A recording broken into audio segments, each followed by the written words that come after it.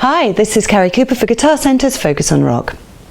For film lovers, it's that moment in the movie when the song starts playing and the scene takes on a kind of new and more memorable life.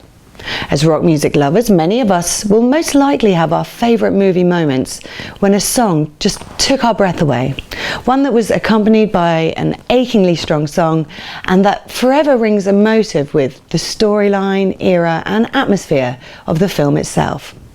Be it upfront crunchy rockers such as Steppenwolf's Born to be Wild or dreamy folk pickers such as Simon & Garfunkel's Mrs. Robinson, there's a certain kind of magic that can be created when marrying the perfect track to the ideal film. So let's take a look at some of the very best music found in films to emerge from the world of rock. Perhaps the most iconic music and film scenes from the 1960s would have to be Dennis Hopper and Peter Fonda roaring their respective Harleys down the highway in the opening sequence of Easy Rider. Hopper and Fonda were the rebellious filmmakers of their time, and they wanted their soundtrack to tell Hollywood and its audiences just that. Before Easy Rider in 1968, soundtracks were typically instrumental incidental scores. Assigning Steppenwolf's Born to be Wild to their film created an instant vibe, a film that came carrying an outright anthem, one that epitomised the alternative biker spirit. Do what you want, how you want it, but do it with attitude, cool, and a whole lot of adventure. And of course would go down in history as being the first piece of music to ever reference heavy metal. I Like Smoke and Lightning, Heavy Metal Thunder, Racing with the Wind, and The Feeling That I'm Under. The previous year, the producers of the film The Graduate had already succeeded in applying a counterculture track to a mainstream film.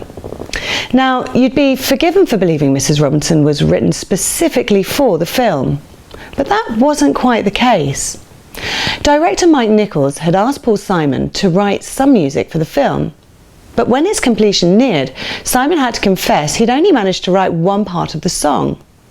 A song about times past, about Mrs. Roosevelt and Joe DiMaggio and stuff. But it wasn't finished. A simple name change was suggested and bingo, Mrs. Robinson fit perfectly. It's dreamy and sweetly sinister picking, making it the ideal marriage of storyline and song.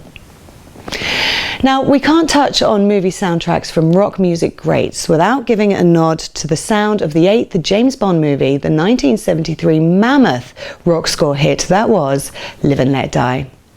Paul McCartney was originally asked by producer Harry Saltzman to write a track for somebody else to perform, but no dice.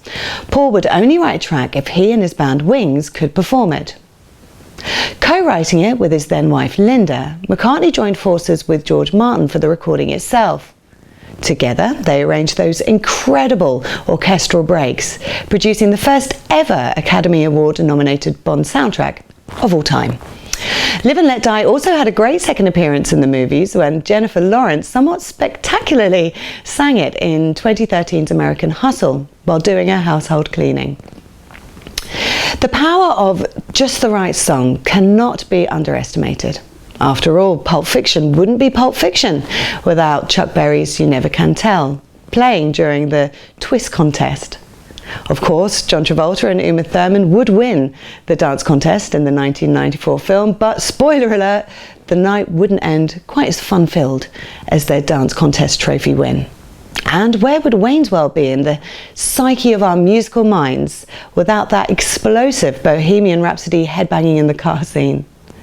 And frankly, would Rocky Horror Picture Show be in any way complete without Meatloaf on his motorcycle, bursting into Dr. Frankenfurter's lab as Eddie singing Hot Patootie Bless My Soul a whole 2 years before Bat Out of Hell came out? What's your favourite rock song movie moment? This is Carrie Cooper for Guitar Centre's Focus on Rock. Shop for the greatest selection of music gear on earth in store or at guitarcentre.com.